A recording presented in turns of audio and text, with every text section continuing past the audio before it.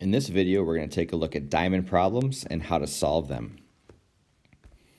So diamond problems are set up like the diagram that you see, where the item on the left, let's call it X, and the item on the right, let's call it Y, they multiply together to give you the top part of the diamond problem, so it'd be X times Y, and they are added together to give you the bottom of the diamond problem, which is X plus Y. There's several different pieces of information when you're working with these that could be given to you. But every time you're working with one of these problems, you'll always be given 2 of the 4 boxes. Also, normally when you see these, I will draw them without making the outside part and just make it as an X. It's the same type of problem, it's just quicker and easier to write. So for the first example I'm going to give, if I give a diamond problem and have 5 and -2, I'm going to multiply those two together to give me the top, and 5 times -2 is -10. And I'm going to add the 2 on the sides to get the bottom.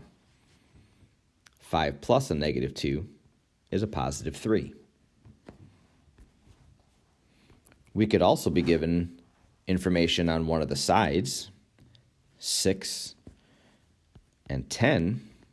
We could give the information on the bottom, which means I now need to figure out what goes on the other side. So 6 plus that number will equal 10.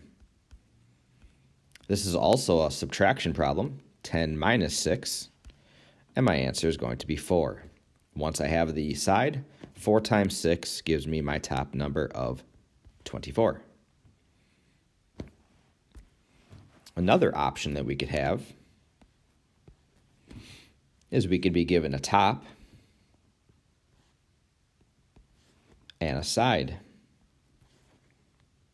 Now I need to figure out 2 times some number will equal 24, or 24 divided by 2 will equal that number. In this case, the answer is 12. And now to find the bottom, I go through and add. 12 plus 2 is 14. But where these problems really become important later in algebra is a problem like this next one. Let's go again with 24 on the top, but this time let's say we have 10 on the bottom. Now what I'm going to do is I need to figure out the 2 numbers that multiply to 24 but add to 10. So I'm looking for factors of 24 that then add to 10.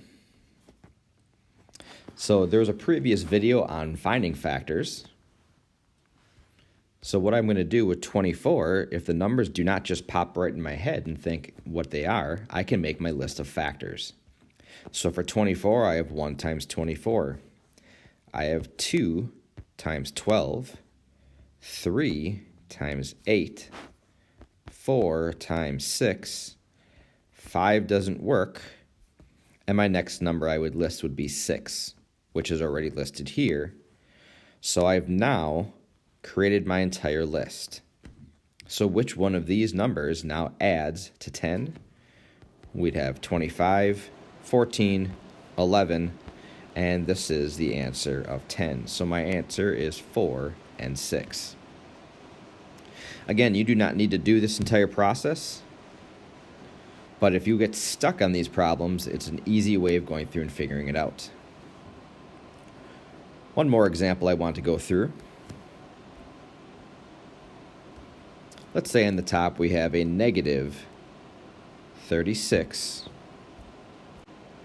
and the bottom is a -16. So now I want to make my list of factors of 36. And when I think of these 2 numbers that need to be on the sides, in order for the top number to be negative, that means one of them has to be positive and one of them has to be negative. So when I look at my list of factors of 36, I have 1 times 36. I have 2 times 18.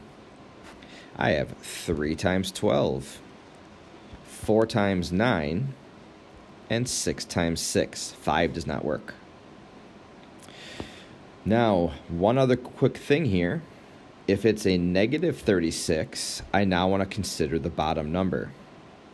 When I add the left and right column together, they will equal, in this case, a negative. If they equal a negative, that means this set of numbers, which is the larger one, except for in this case, that set of numbers has to be the negative. So, if I would go through and consider all of these to be negatives, and now I add them together, we can see that 2 and a negative 18 will be my solutions to this diamond problem.